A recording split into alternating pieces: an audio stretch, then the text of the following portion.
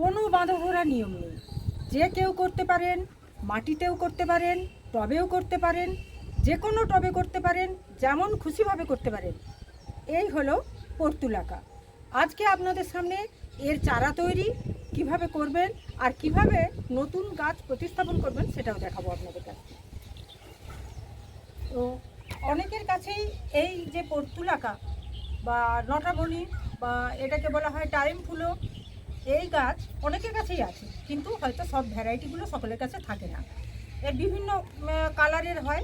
এইটা যেমন হলুদ, আর আছে এটা একেবারে ডিপ বেগুনি এটা, আর এই যেমন লাল আছে, এটা আবার কমলা, আবার এই দুটো কী কালার হবে জানি না, এইগুলো আমি নতুন নিয়ে এসেছি। কিন্তু আপনাদের সামনে আমি প্রথমেই দেখাবো কীভাবে এর চারাগুলো তৈরি করতে হয়। খুব সহজে সেই পদ্ধতিটা আমি দেখাচ্ছি। যদি আপনাদের সামনে এরকম পুরানো গাছ থাকে, তাহলে এগুলো এই সময় যে কোনো টবে থাকলে টব থেকে তুলে ফেলতে হবে, মাটিগুলো ঝেড়ে পরিষ্কার করে নিতে হবে।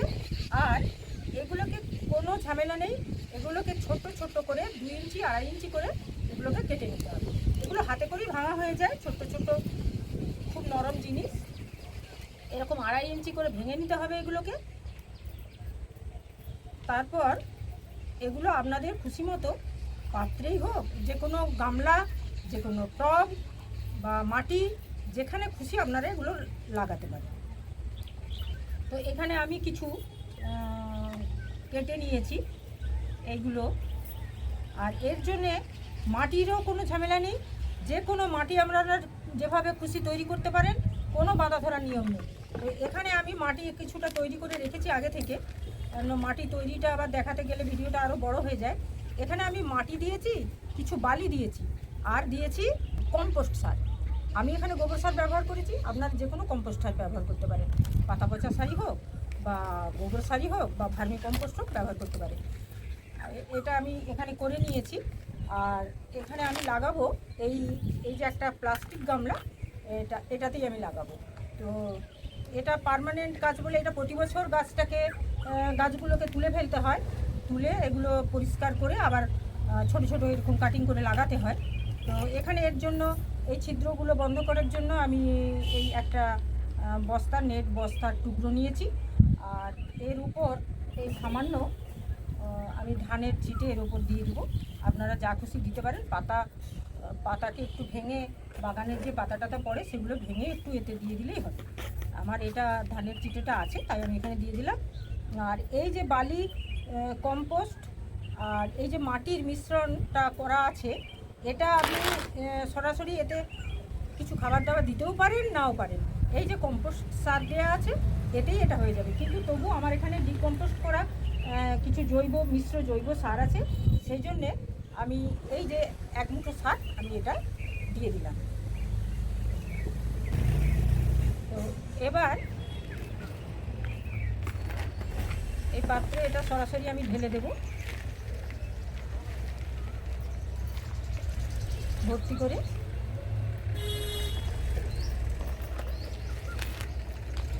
এর থেকে বড় গামলাতেও লাগাতে পারেন, এর থেকে ছোটোতেও লাগাতে পারেন, যাতে খুশি। এর কোনো বাঁধা ধরা নিয়ম নেই, কোনো টব বা কিসে লাগাবেন এ সম্পর্কে কোনো নিয়ম নেই।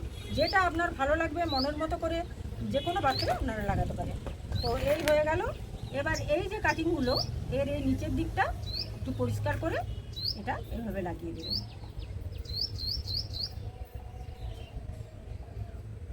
এটা কি সামান্য 1 ইঞ্চি ছাড়া এগুলো লাগিয়ে দিলেই হবে।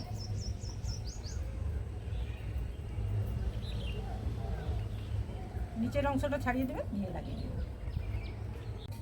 এই সমস্তগুলো লাগিয়ে ফেললাম। এবার এতে ভর্তি করে জল দিয়ে দেব।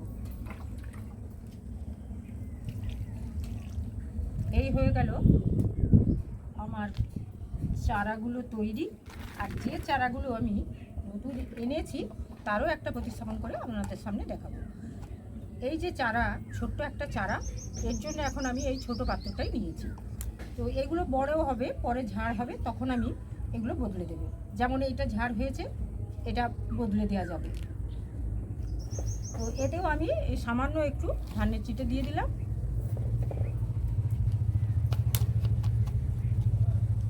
দিয়ে এই যে মাটিটা তৈরি আছে এটা দিলাম, আর এর থেকে এটা আমি একটু জলে ভিজিয়ে নিলাম, বেরিয়ে এলো এটা সরাসরি। এই শিকড়গুলো খুব সুন্দর আছে, তো এটা আমি কিছু না করে এর মধ্যে বসিয়ে দেবো।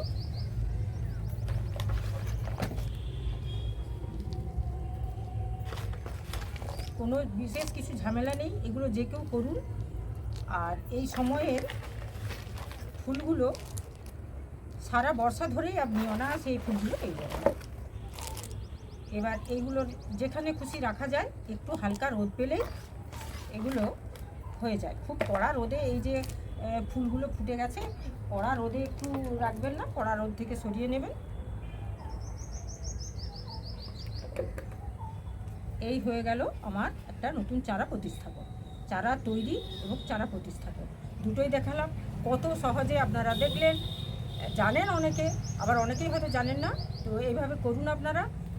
এগুলো ভীষণ আপনার বারান্দা বলুন, বাগান বলুন, ব্যালকনি বলুন, এগুলো সাজাতে খুব সুন্দর। এইভাবে আপনারা ফুলগুলো করুন। আর এই ছিল আমার আজকে ভিডিও, পর্তুলাকার। নমস্কার।